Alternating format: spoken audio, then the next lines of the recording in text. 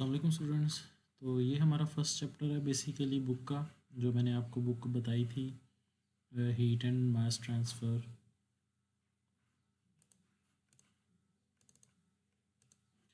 ये मेरे पास बहुत है सेंजिल की हीट एंड मास ट्रांसफ़र। तो इसका ये फर्स्ट चैप्टर था जो हम कर रहे थे। ये हमने लास्ट टाइम किया था। इसमें आपको मैंने एग्जांपल बताई थी ये वाली, और फिर एप्लीकेशन बैकग्राउंड है हमारे पास। फिर इंजीनियरिंग हीट ट्रांसफ़र हमने कर लिया था, और ये सब एग्जांपल्स थी। फिर इसके बाद टोटल एनर्जी की बात हुई थी। इसके बाद इंटरनल एनर्जी की हमने बात की थी। मैंने आपको बताया था कि इंटरनल एनर्जी बेसिकली क्या होती है, the sum of all the microscopic forms of energy is called the internal energy of a system.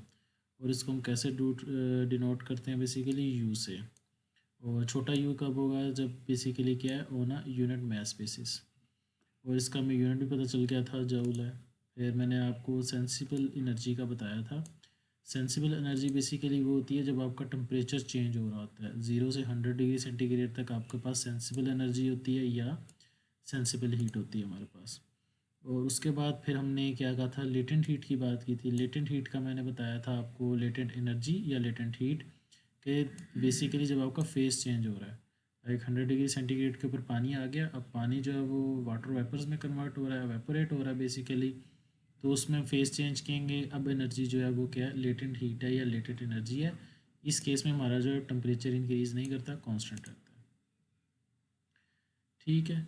फिर हमारे पास क्या है, the internal energy associated with the atomic bond in a molecule is called chemical और bond energy, whereas the internal energy associated with the bonds within the nucleus of the atom itself is called nuclear energy।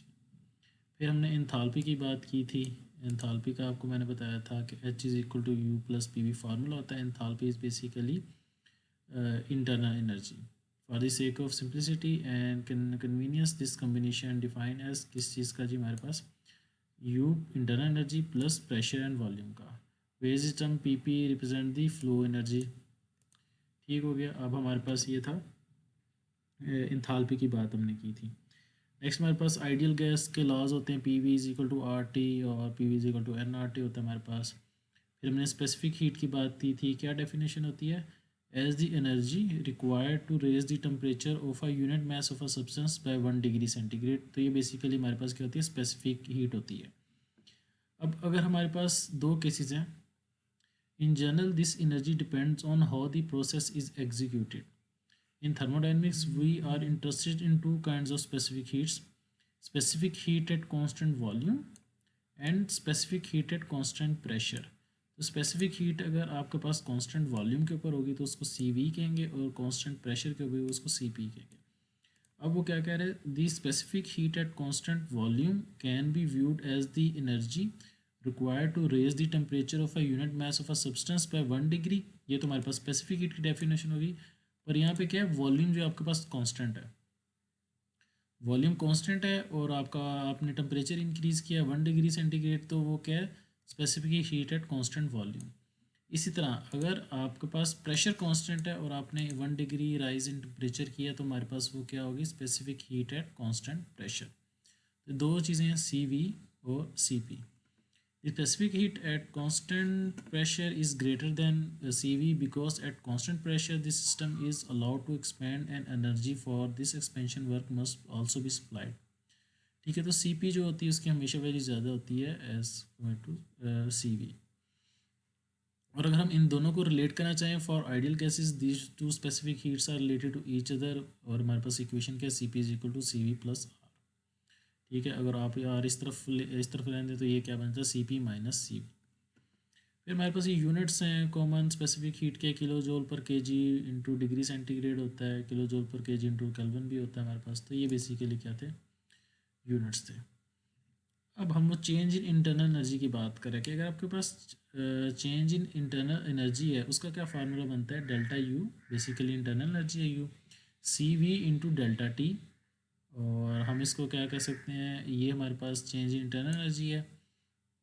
The finite change in the internal energy and enthalpy of an ideal gas वो हमें given है internal energy में ये है, और enthalpy का formula हमारे पास क्या है, कांस्टेंट प्रेशर के साथ है CP into delta T.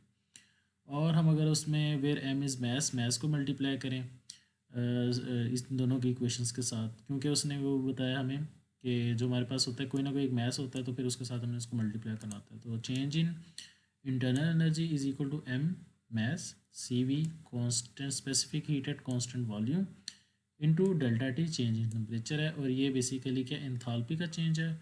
Enthalpy is equal to again M mass CP specific heat at constant pressure into delta T के हमारे पास क्या टेम्परेचर चेंज है। ठीक है, और मैंने आपको बताया था ये तो लास्ट टाइम डिस्कस हुआ था कि एनर्जी हीट कैसे ट्रांसफ़र करती है चेंज इन टेम्परेचर, तो ये बेसिकली उस वजह से ठीक हो गया।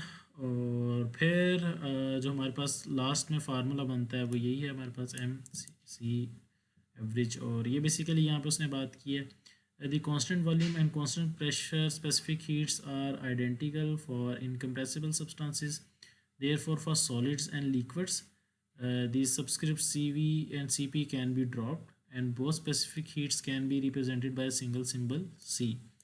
तो कह रहा है इन दो केसेस जो सॉलिड्स और लिक्विड है उनको हम इनकम्प्रेसिबल कहेंगे, और हम क्या कहेंगे CV की जगह हम C ही पुट कर लेंगे फॉर इंटरनल एनर्जी। ठीक हो गया। और लास्ट टाइम हमने क्या किया था, इंटरनल एनर्जी की बात की थी, कन्वेक्शन और रेडिएशन। ठीक हो गया।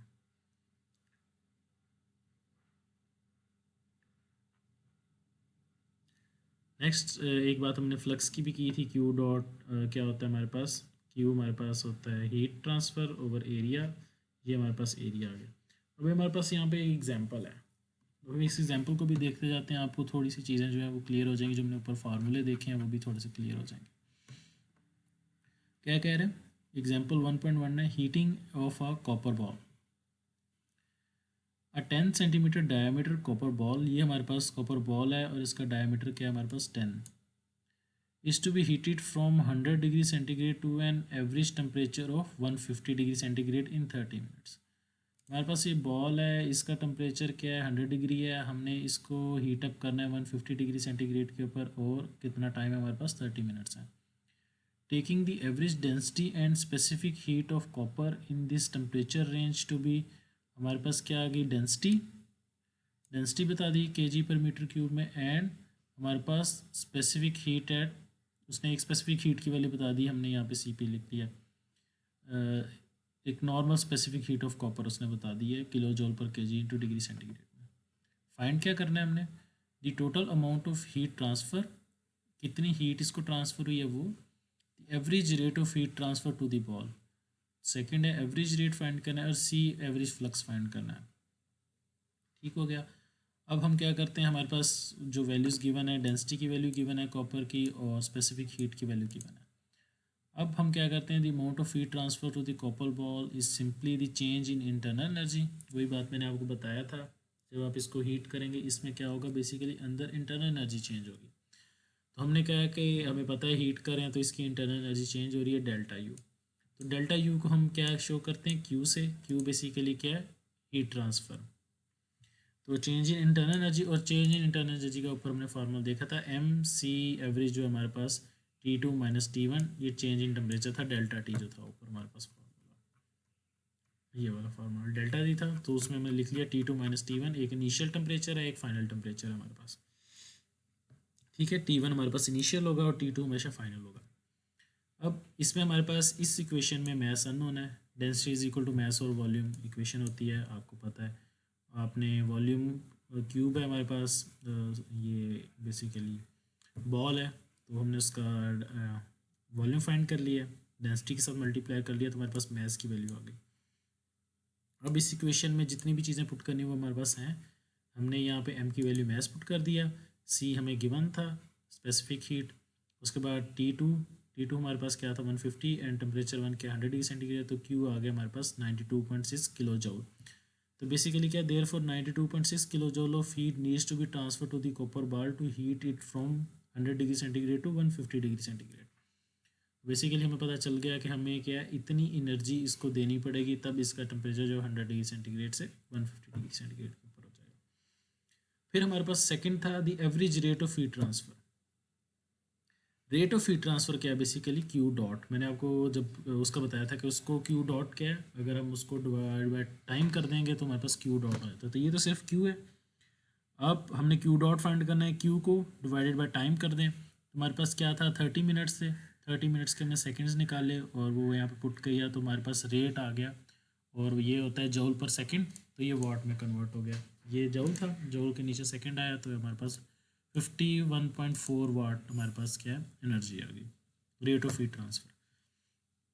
एंड लास्ट था हमारे पास थी एवरेज फ्लक्स। फ्लक्स का फार्मूला हमें पता है, Q dot is equal to, ये स्मॉल क्यू है फ्लक्स के लिए, Q dot over area. Area हमने पुट कर दिया, ये हमारे पास जो 51.4 आया था उसमें नीचे एरिया पुट कर दिया क्यूब का, तो हमारे पास फ्लक्स आ गया। ठीक है, फ्लक्स बेसिकली एरिया डिपेंडेंट होता है। तो ये हमारे पास एक सिंपल सा था जिसमें उसने 3 चीज़ें पूछी थी। अमाउंट ऑफ हीट ट्रांसफ़र वो भी हमने कैलकुलेट कर लिया, average rate of heat transfer वो भी हो गया, एंड एवरेज फ्लक्स भी कैलकुलेट हो गया। तो अब ज़रा चीज़ें हमें थोड़ी सी और ज़्यादा क्लियर हो जाएंगी। ठीक है, नेक्स्ट टॉपिक क्या है हमारा, the first law of thermodynamics.